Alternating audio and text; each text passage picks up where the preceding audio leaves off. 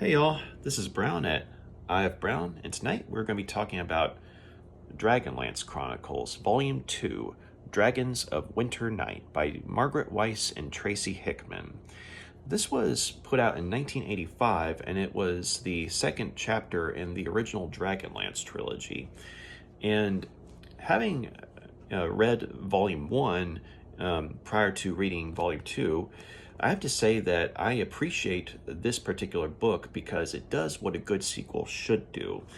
It takes established characters and further develops them, and we see these characters that we've come to know and love. If especially having read them or read about their adventures in the previous volume, we see these characters grow through both further camaraderie amongst themselves, as well as a few new characters, as well as going through adversity and combat and tragedy. And so I think that one of the things that makes this particular book stand out is the fact that there's actually a darker tone to it, in the sense that while Volume 1 certainly had its moments of danger and darkness, it was written specifically to be an adaptation of a Dungeons and Dragons game module. And so the writers were kind of limited in terms of, say, how much they could, say, develop the story, say, beyond the game's parameters as it was originally established in the game. And so while Volume 1 is certainly a worthy fantasy adventure for those of us who like the fantasy genre, and while I myself personally enjoyed it, and I think that it's a great introduction to the whole Dragonlance series, you do get the feeling of, say, either we've been here before and read the story before, because there's a lot of familiar elements, but also there is the feeling that the writers were limited by outside parameters. You take that versus, say, a writer or writers who are coming up with a story off the top of their heads, and it's like their original creation, and therefore they have a lot more leeway in terms of, say, how much they're able to put into the work, and say what they're able to do with their characters and the settings. So that was one of the downsides of Volume 1. But going into Volume 2, though, the writers were actually able to expound upon the ideas that they had established and the adventures that the characters had in Volume 1. And basically they were able to go beyond the game. Like, you're still reading an adaptation of a Dungeons and Dragons module, but it goes from, say, being an adaptation of a Dungeons and Dragons module to come Volume 2, this is Dragonlance. It's its own thing now. And so with that in mind, I feel like the writers were given the freedom to basically play for higher stakes, so to speak. As I mentioned, there were elements of danger and certainly a presence of darkness in Volume 1, but it felt like something from a game, versus in this volume, when the danger is, when the main characters are in danger, it feels like they're in danger. Like, this doesn't feel like a game. This feels like, okay, yes, this is a fantasy world setting, but it feels real, because at this point, we've gotten to know the characters and we've gotten to know about the world. And so therefore, it feels like something that, for all intents and purposes, is actually happening as you're reading this. And it feels a lot more immediate. And as for the darkness, they go into more detail about, say, the tensions and personal baggage between various characters. For example, you might have one group of like one particular race, for example, might have grievances against another race, or heck, even within the same race, there are grievances that one particular faction from that race might have with another faction of the same race. And we basically see how this internal division really poses an obstacle for not only the main characters but for the world of Krynn in general, and it basically delays the forces of good from being able to take action against the forces of darkness. And so therefore, you take a look at what goes on in the real world in terms of, say, warfare and politics, and we see that there are people who have the right ideas to be able to solve some of these problems, but the problem is they're hamstrung by politicians, or say religious groups, or just certain groups that combine elements from politics and religion altogether, that basically prevent the level-headed people from being able to do what needs to be done, because they can't let go of certain grudges, or they can't let go of certain grievances, and they have to constantly rattle their sabers, so to speak, and threaten war, which basically adds further fuel to the fire. And therefore the people who have the right ideas to take care of certain things on a global scale, for example, they're not able to do what they need to do. And so basically you have that real world politic element come up in this particular volume, which definitely lends an air of maturity to the proceedings. And so I hope I didn't get too political there. But I was trying to convey that the events in this volume feel a lot more immediate than those in volume 2, because they do bring in the writers do bring in an element of, say, the tensions of realistic politics, and as well as grievances that certain parties might have that stems from ages ago or something like that. So anyway, yeah, this particular volume is a good sequel in that regard. Not only that it advances the story like a good sequel should do, but it further develops the main characters, the companions, and also as a work of fantasy, there's further world building, which is always a plus in any genre, but in the fantasy genre in general. But also, because of the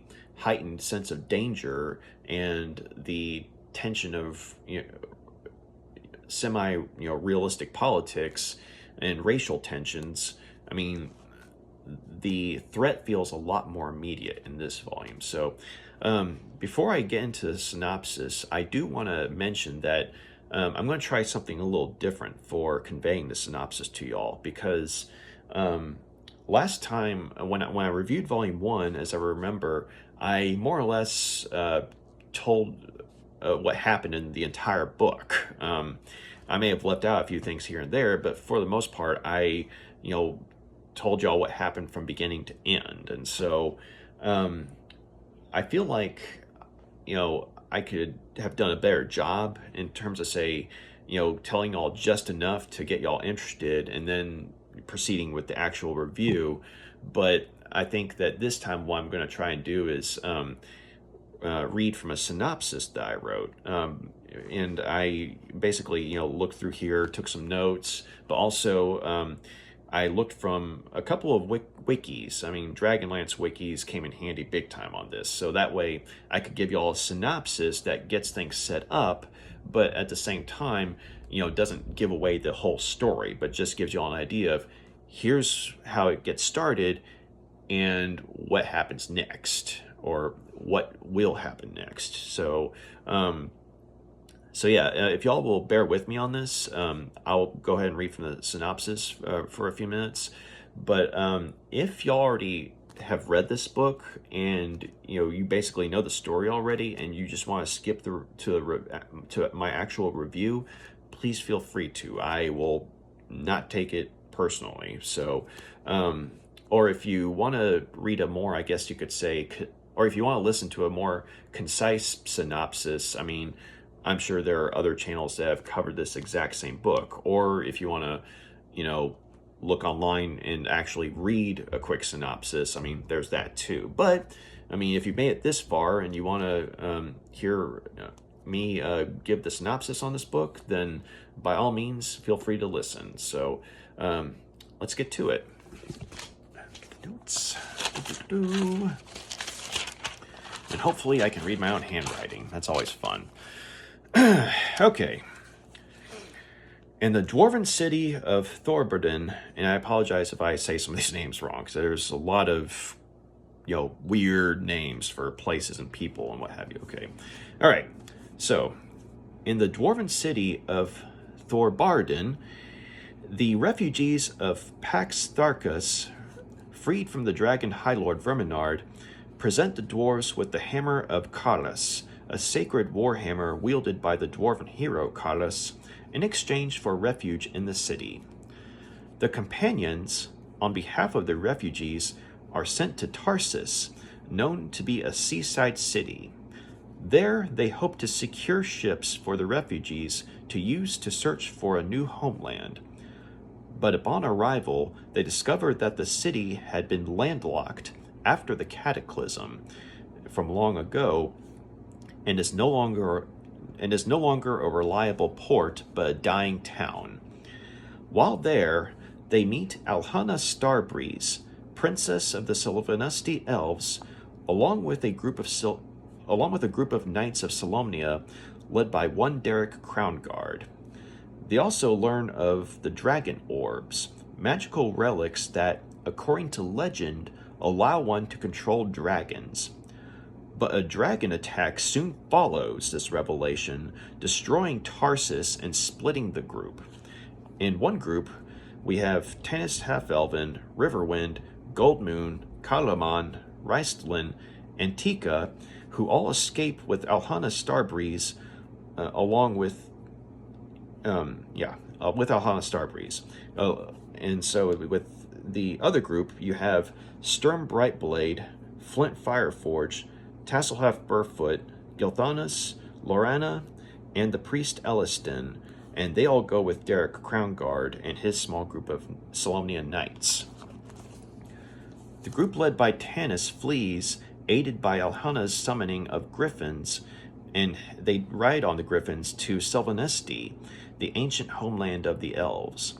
A Dragon Orb was held there according to legend, but the group finds that the land has been turned into a nightmarish realm due to King Lorik, Alhana's father, having attempted to use the Dragon Orb against the attacking green dragon, Cayenne Bloodbane.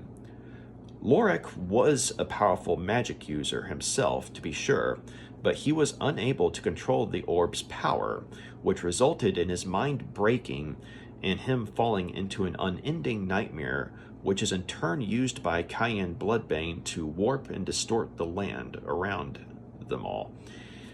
After a terrifying battle in which the whole group is confronted with visions of their deaths, the Reistlin is able to defeat the dragon, freeing everyone from the dark dreams.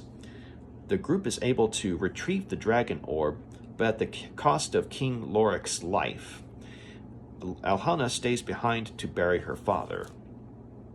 Meanwhile, Sturm's group, in an adventure recounted in song, heads to Icewall Glacier, and the south is they head to Icewall Glacier in the south in pursuit of another Dragon Orb, in possession of the Dragon High Lord Philodas. After an epic battle with the High Lord's forces, Lorana is the one who kills him, thus allowing the group to take the Dragon Orb. After this, we go back to regular text, and so it's not in song anymore. And so the group attempts to sail to Sandcrest Isle, base of the Knights of Solamnia, but they're attacked by a white dragon called Sleet. Lorena once more proves herself to the group by shooting the dragon in one of its wings, wounding it and driving it away. But they all nonetheless find themselves shipwrecked on southern Ergoth.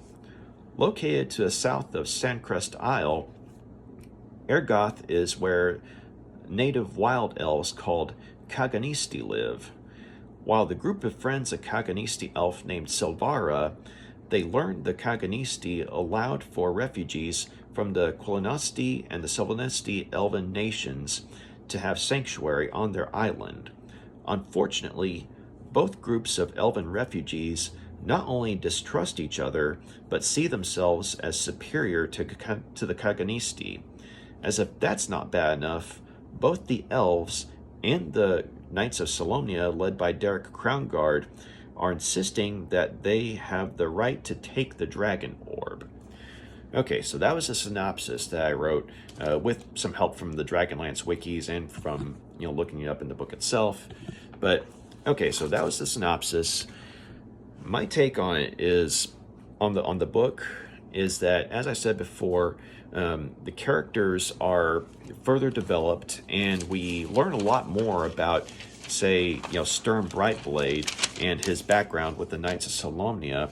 And we also have further development with the character of Tasselhalf Burfoot, the Kinder, who was basically a lovable idiot but an idiot who happened to be, say, useful to the group in Volume 1. And that sort of continues here in Volume 2.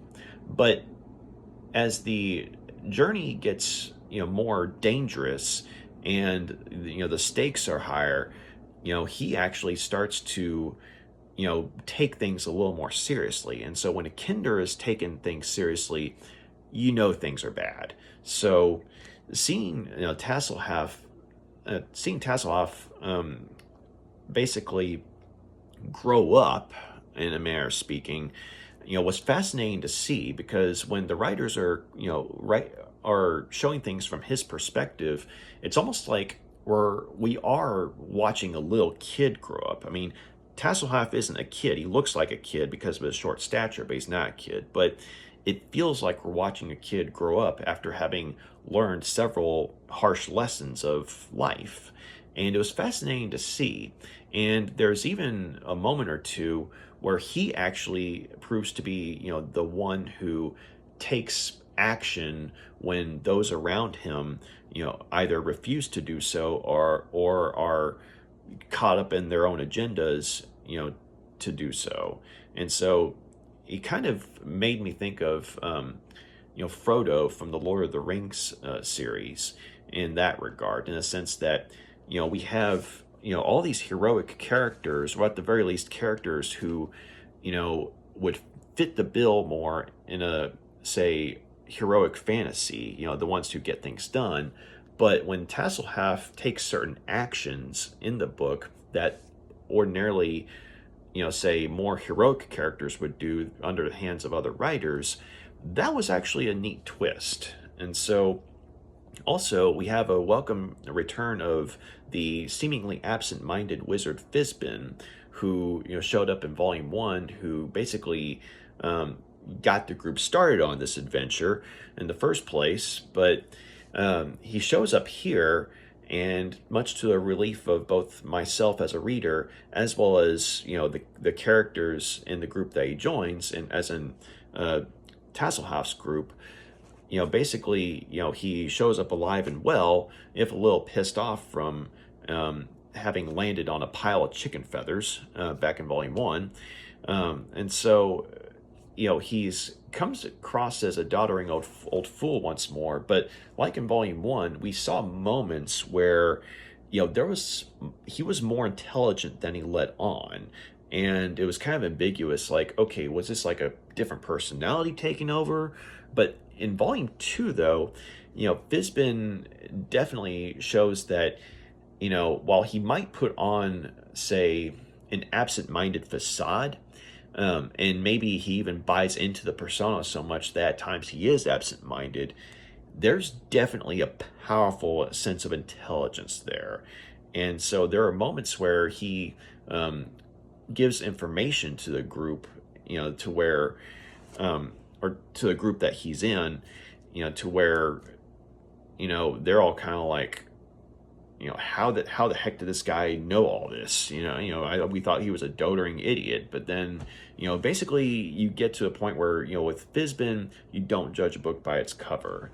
And also, the characters of the character of Lorena also got a lot of development because in Volume 1, she was basically introduced as the as a lovesick girl who was hopelessly head over heels for Tanis. But Tanis, I mean, while he certainly cared about her, he was more in love with the absentee human mercenary Kitiara, who was mentioned in Volume 1 but doesn't show up in Volume 1. So he was kind of like a love triangle. He liked Kitiara, but he also liked Lorena. But he saw Lorena as a spoiled child because she was basically raised by high elven society. So, towards the end of Volume 1, we started to see Lorena grow some because, she goes with, the group, which at that point hadn't been divided yet, and basically was exposed to the harsh realities of the world being at war. And so in Volume 2, this sense of growth and maturity carries over to a point where Lorena actually becomes a very skilled combatant whenever the group's in conflict with other forces. And seeing her progress both as a physical combatant as well as, say, a character in terms of, say, their mentality and what have you. I mean, it was really cool to see. And so, I mean, that's one of the things that happens here. It's like a lot of these characters, I mean, go through growth and development. And it's like we're watching, kids, go from, people who grow from being kids to teenagers and then teenagers to adults and what have you, and learning life lessons along the way. I mean, sometimes the hard way, but sometimes they get lucky.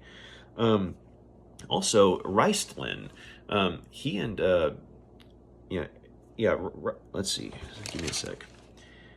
Yeah, Reistlin and Karaman, the two brothers, the two twins who aren't twins, right? Reistlin, the mage, and Karaman, the barbarian, who's constantly having to, take care of him.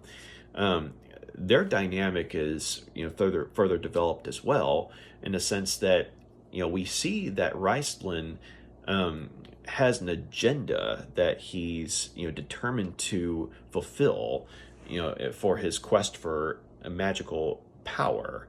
And why he wants to do this, it's not fully revealed yet, but we definitely see that he has ulterior motives. And so in some ways,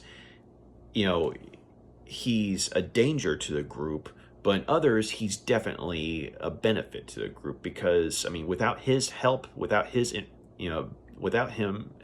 being with the group when they went up against the Green Dragon, Cayenne Bloodbane, I mean, they would have been dead. I mean, they would have been overwhelmed by their visions and died there. But Reistlin, though, as powerful of a magic user as he was basically able to, turn the tables and save the group's life. And so Reistlin is definitely an important factor in the group's success and survival.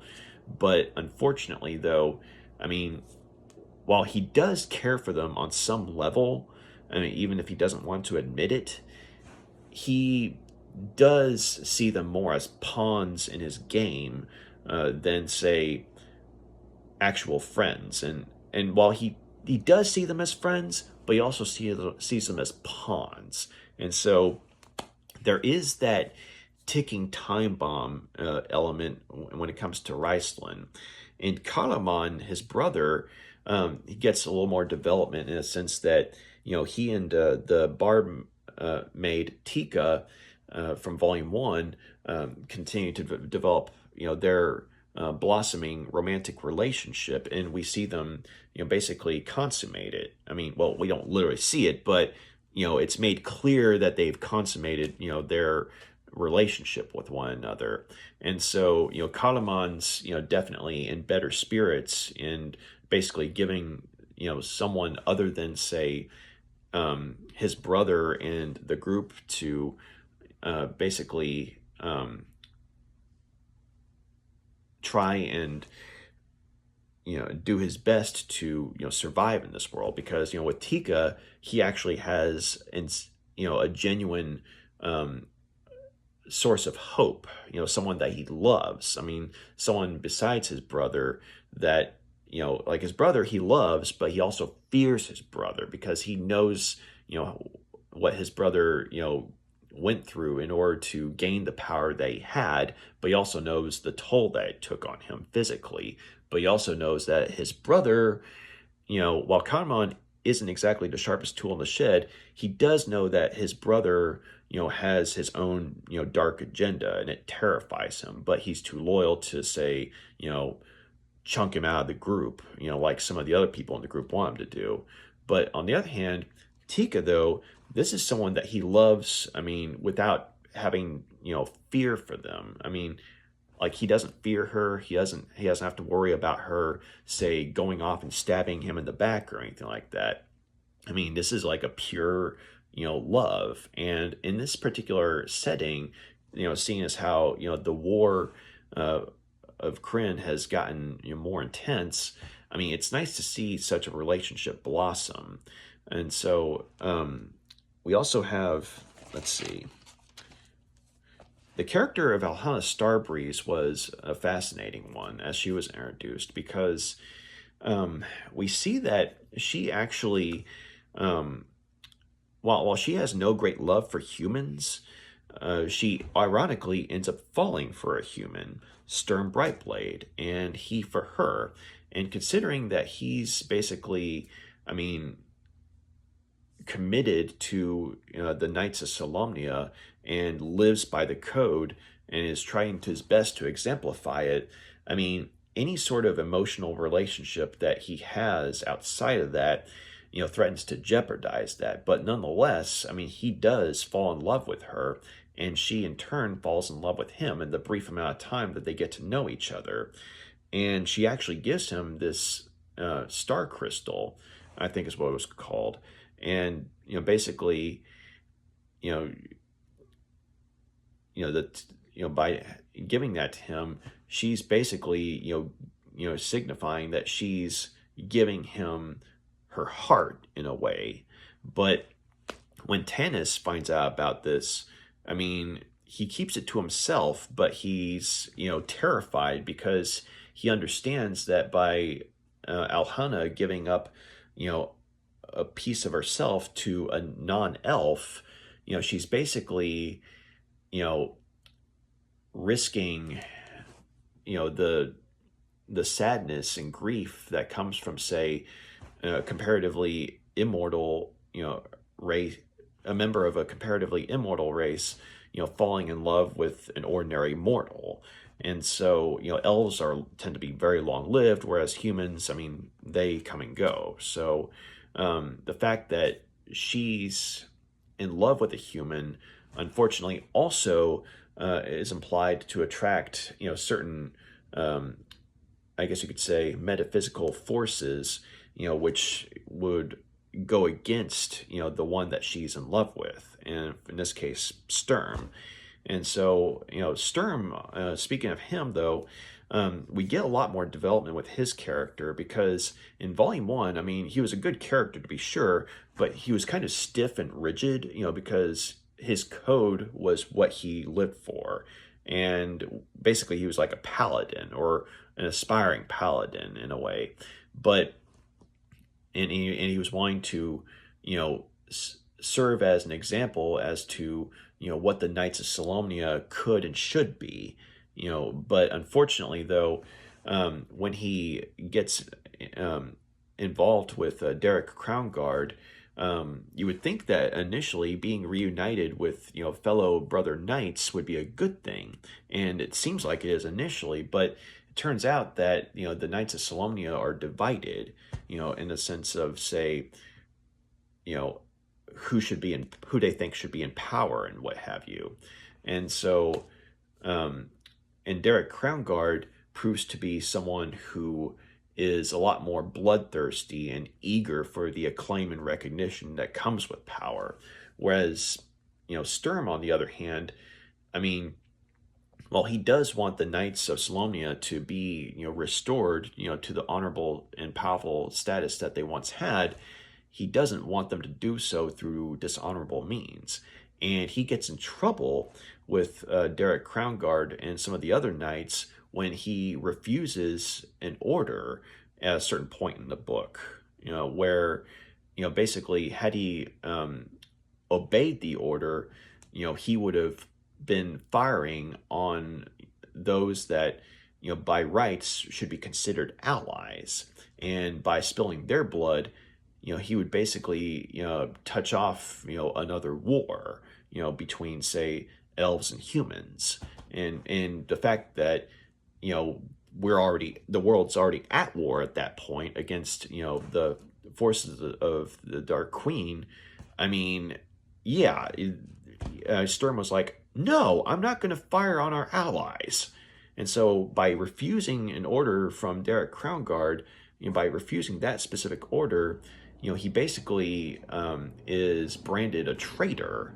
And so when the group that he's with and him, they get to the Sandcrest Isle, there's this trial that Sturm is on, and you could tell it's like, in some ways it's a kangaroo court, but in other ways, I mean, there's also people that are in the court that are in favor of Sturm because they see him for the good man that he is, and they see him as, the shining example for, the order that, he is and that the order should aspire to.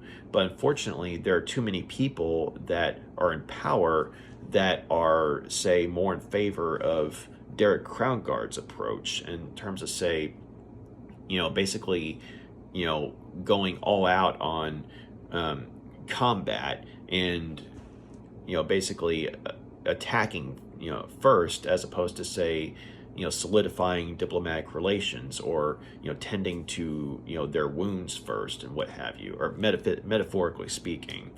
And so there's some fascinating courtroom politics, and it kind of made me think of, some of the Game of Thrones courtroom scenes. I mean, because, this is a fantasy setting, but it's like a courtroom setting, but it's also a courtroom, and you really do feel like, Sturm's life is on the line. So seeing, this character who had based his whole life on a code of a fallen order of knights, trying his best to, live by that code. We get to the point where we understand why he is so committed to it.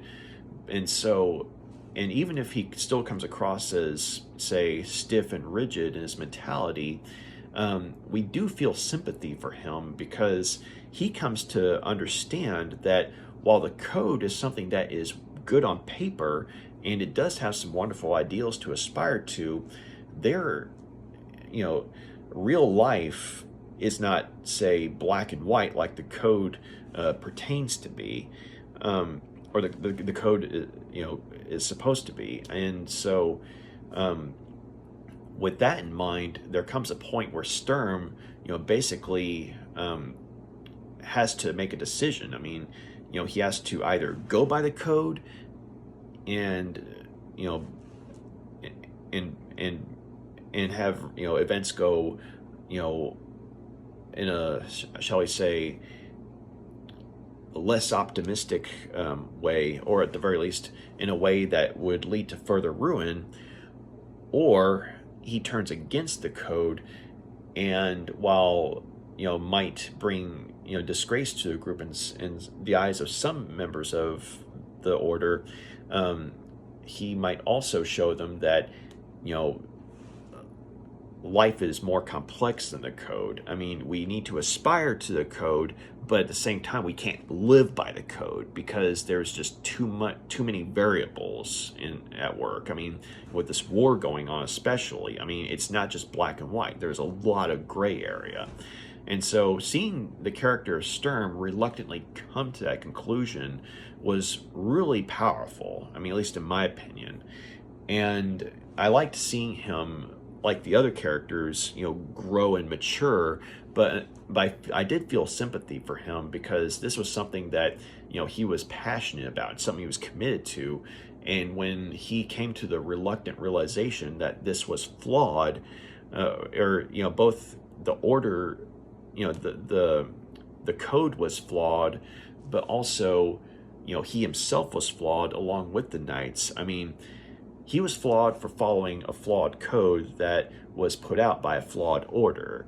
And so him coming to that conclusion, however reluctantly, I mean, I did feel sorry for him in that regard. But at the same time, when he makes the decision to, say, stand on his own 2 feet and lead by example, it comes at a moment in the book where, the shit's hit the fan, so to speak. And the danger has come knocking at the door. I mean, the Dragon Lord's forces, and what have you, the Draconians, and so the orcs. I mean, and the human soldiers that have thrown in with the Dragon Lord's forces. I mean, basically, it comes at a moment where, I mean, in some ways the timing sucks, but in other ways, it comes at just the right time because it gives the spark for, not only the Knights of Solamnia, but also for, those in his group of the companions that were with him. And so, that was really cool to see. So a lot of this book goes towards us, further developing Sturm and seeing him go from, this journey of, I guess you could say, somewhat of a closed-minded aspirant to this order, but then also going from that to, basically, realizing, that you can't go through life, with your eyes closed to everything else. And so, I mean, you can't just follow a code and that's it. But another interesting twist, though, was with the character of Kitiara, who was talked about a few times in Volume 1, but actually shows up in this volume. And she actually is met by Tanis when he and his group are hiding out in this one particular town, and the two of them bump into each other. And it turns out that Kitiara, at some point in her journeys away from the group, had joined forces with the Draconians, and she basically proved herself in such a way to where she ascended to a rank of High Lord, and she's a High Lord of the Blue Dragons, and some call her the Blue Lady. And so when Tanis finds out about this, I mean, he's terrified. Like, on one hand, he's happy to see her because, well, I mean, he is in love with her, or he was in love with her. But when he finds out that she's, on the side of evil, I mean, it's one of those oh shit moments for him. Because at this point in time, he and one of the other characters are actually disguised as Draconians, or like they're wearing Draconian armor, and that the human mercenaries wear. And so when Kitiara comes across him, like, she sees him in the Draconian armor, and she's happy to see him, and she's also happy because she's thinking that, he's, quote unquote, come to his senses and ditched a group of companions, and, seen the, truth of the Dark Queen. And so, he's having to play it off, like he's having to act like, yes, I'm totally loyal to the, to the Draconian forces. And, I'm in no way at all shocked that, you're, a dragon high lord. So he's having to basically, put on a performance, as it were. But Kitiara, though, was interesting because, we get the sense that something happened that made her flip. We don't know what it was at this point, but she alludes to, having become disillusioned about things. And so, to a point where, she saw that, the Draconian forces and, the Dark Queen they served, basically had more of a grasp on things in the big picture than, say, the companions, had, as well as, say, the forces of quote unquote good in the world. And so I like the fact that we don't get, the whole kit and caboodle as far as, what made her flip, but we know that something did. And there's definitely an intelligence there, like something, this is something that you get the idea that she had, thought long and hard about before making the decision. And once she, ended up, switching sides, she seemed to find herself in a way that allowed for her to be, I guess you could say, more true to what she felt she was as a person. And so in a twisted way, I mean, she's become more real as a person than she was when she was with the companions. But to be fair, we don't know what she was like when she was with the companions, because she's mentioned a few times in Volume 1, but this is the first time we're seeing her in person. But yeah, so yeah, that was an interesting twist, because on one hand, I mean, we finally, get to meet this character that we've only heard about, but we also, I mean, have that unexpected twist of, oh, she's actually one of the bad guys now. So, but at the same time, though, while she is on the side of evil here, I mean, she's not without affection, for those that she came to, befriend and, serve with. And it turns out, see, that she was actually the sister of Karaman and Raistlin.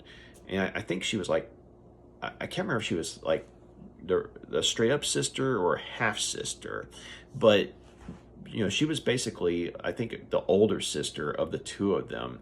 And so she would, I mean, she has fond memories of the two of them, and she was concerned about Raistlin and what she's heard about him, and so it's interesting how she still has an affection for the group, but at the same time, I mean, she's not letting that affection sway her from the path of quote unquote evil.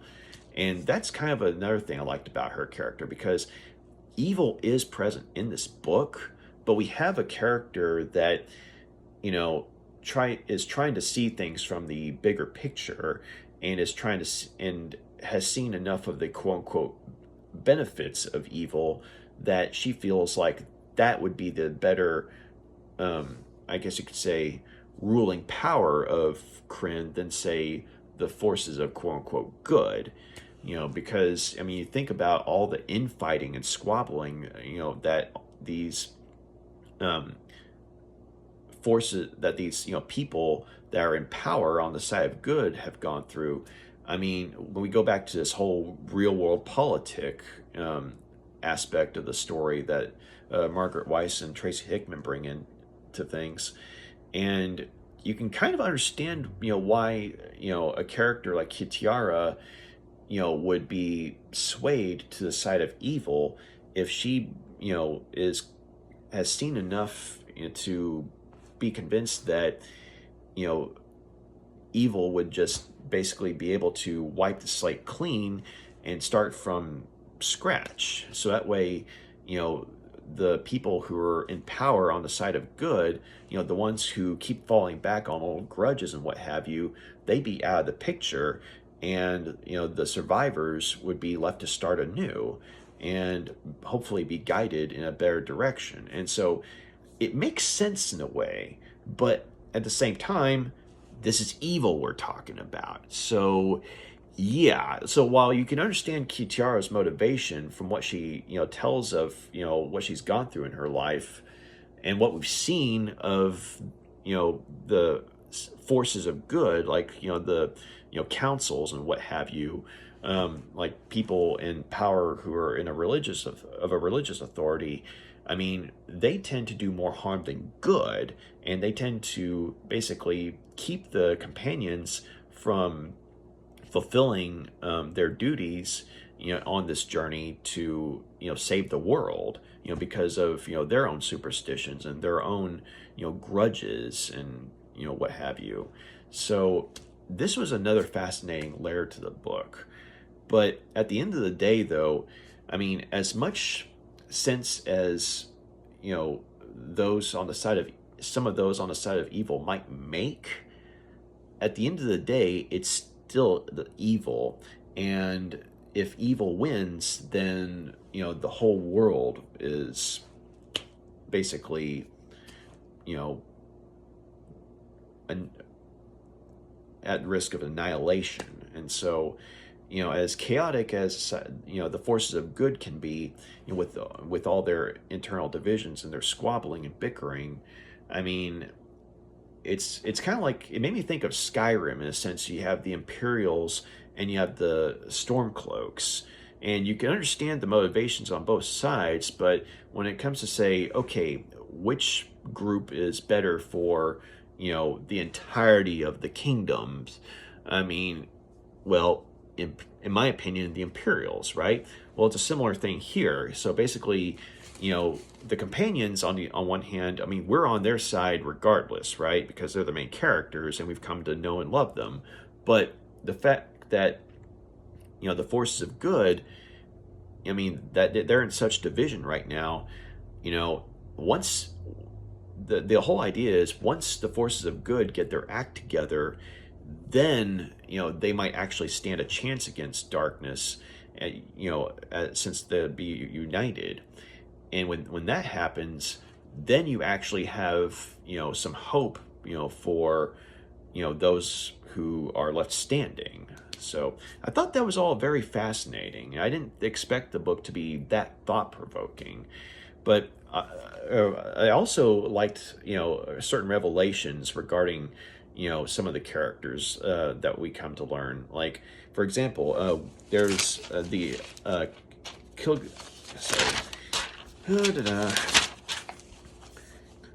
there's the Kaganisti elf Silvara, who initially comes across as somewhat of someone who's a tad feral, because I mean the Kaganisti elves are quote unquote wild.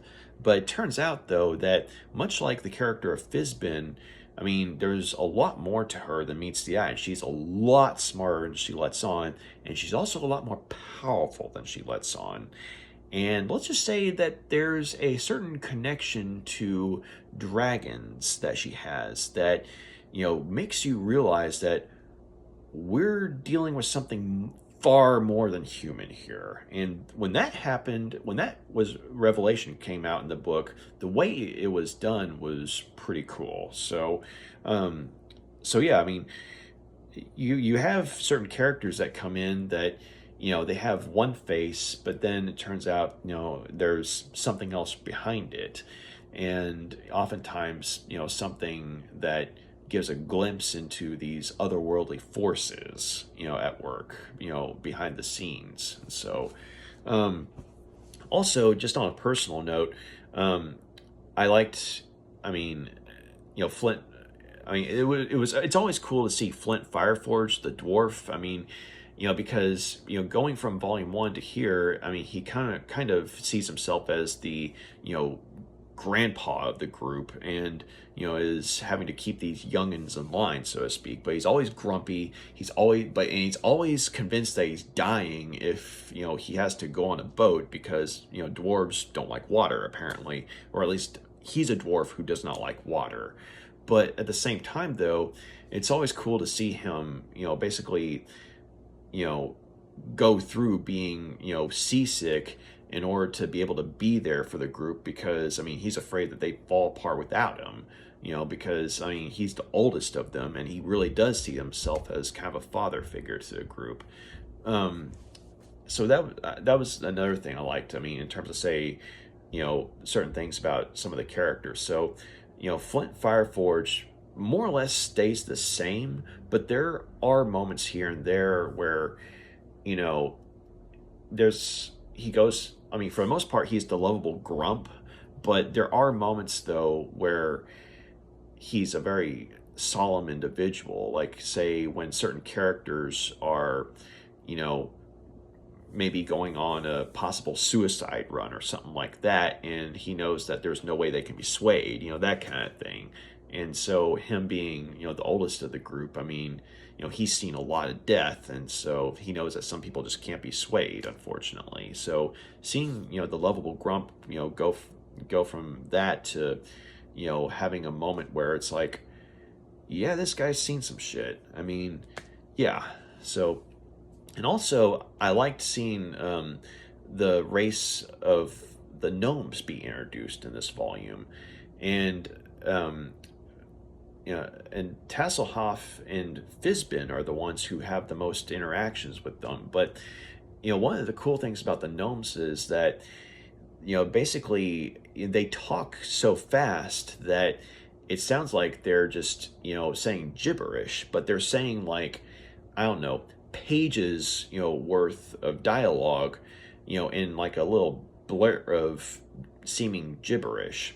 And so this one gnome that Tasselhoff and Fizbin are paired with, who's kind of like a representative, and ends up going with them in terms of, say, a certain council.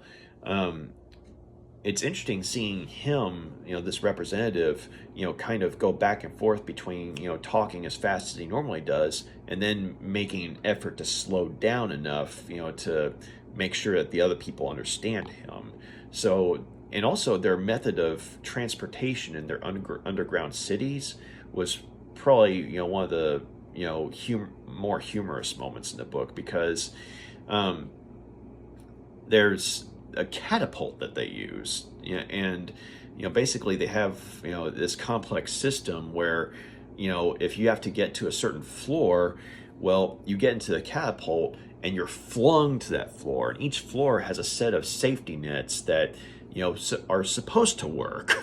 So you kind of hope that the safety nets hold together, and should the trajectory be off, there's like a bunch of sponges that fall to the ground and fill the ground up to where the person who's flying and then falls on a bunch of sponges instead of on rocky terrain and splattering. So that was definitely one of the more humorous moments of the book, I thought.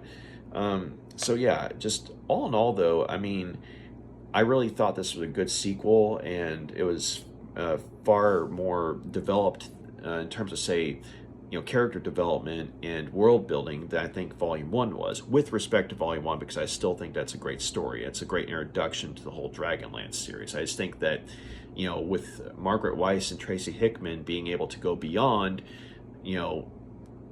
adapting the game and actually developing the story, I think they did a better job here. And I will say, though, that when it comes to, like, certain battle scenes in this book, especially towards the end, there are characters who unfortunately do not survive. Like, some of the characters we've come to know, whether it be from Volume 1 to here or just in this volume, but there are certain characters that like, they don't survive by the end of this book, and their passing hurts.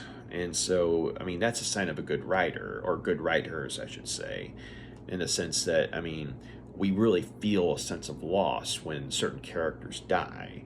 And while in the case of one character, I mean, their death definitely served as something that it was a powerful end for his character, and it was a good end to his arc. But at the same time, this is a character who's now dead, and I get the distinct impression he doesn't come back, and he's not like Gandalf in Lord of the Rings. He doesn't come back in the sequel. Like, he's actually dead, um, and he died, trying to buy time, for and help others, and he went out fighting, and so a pretty epic way to go. And let's just say that there's a dragon involved, like one person against a dragon, and the High Lord riding in a dragon. So, yeah, it's a pretty epic scene, but yeah, it hurts when this character dies, and other characters as well. But also, there's a character from Volume 1 who comes back, and give me a sec. He was...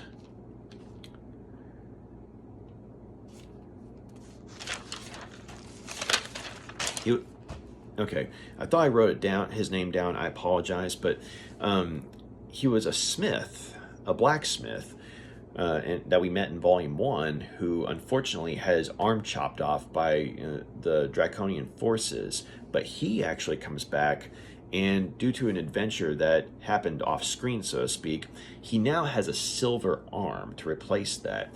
And he actually helps the group in the sense that he actually has built some Dragonlances, which were the weapons that were used to defeat the evil dragons from long ago. And so the fact that he has some Dragonlances on hand, he's able to show some of the characters and some of the companions how to construct the Dragonlances, and they in turn are able to show other people how to construct Dragonlances. So now, the forces of good end up not being so divided after certain developments, come the end of this book, but there's also a measure of hope. So there's definitely tragedy, but there is some hope at the end. There is a light at the end of the tunnel, so to speak. So I'm going to go ahead and give Dragons of Winter Night 5 out of 5 stars. This was an excellent book, and I thought it was a great second chapter to the Dragonlance Chronicles. And I mean, as I mentioned at the beginning, it does what a good sequel should do. It further develops the story, and it adds to the existing characters. And also, just as a work of fantasy, there's some wonderful world building. So yeah, that was Dragonlance Chronicles Volume 2, Dragons of Winter Night. I thought it was in some ways better than Volume 1. As much as I liked Volume 1, there was a simplistic nature to it, in the sense that it was a straight-up adaptation of the Dungeons and Dragons module that it was adapting. But at the same time, with this is where it goes from being an adaptation of a Dungeons and Dragons module to we're Dragonlance, baby. Boom. It all happened here, or it started here, I think. It technically started in Volume 1, but it really came into its own here. So, also, there's several black and white illustrations that, much like in Volume 1, adorn the first page of each chapter. So that's also a plus as well. So the one downside I could think of is that there are some events that happen off page, or at the very least they happen in such they're told of in such a way to where we get the sense that an epic adventure happened that would have been worthy of a couple of chapters in this book alone, but they're reduced to, say, a passing mention, or in the case of Sturm's group against the Dragon Lord Fieldas,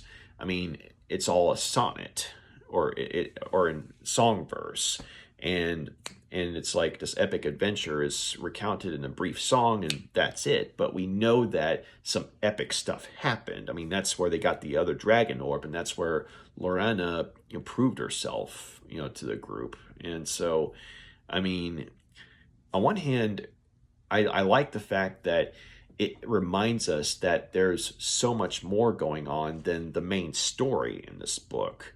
But at the same time, though, this these epic moments that are mentioned as having happened at the same time as the main story, it would have been cool if there'd been at least a chapter more, to cover these epic moments, so to speak. But as it is, though, I mean, it's not too much of a problem, I don't think. But I mean, maybe it's just a personal thing. But it would have been cool to have seen some of these events actually transpire on page, as opposed to say just a passing mention or an epic song or ballad or something like that. But other than that, though, I think that this is an excellent book, and I would definitely recommend before reading this one, I would definitely recommend having read the first volume here, the first volume of the Dragonlance Chronicles, and before reading this one, because you'll appreciate things about the story a lot more, and I think you'll be a lot more invested in the characters. So thank you very much for taking the time to check out my review. And if you got any questions, comments, please drop a line, let me know. And if you like what you see here, feel free to like and subscribe. So y'all take care. Have a good night. Bye.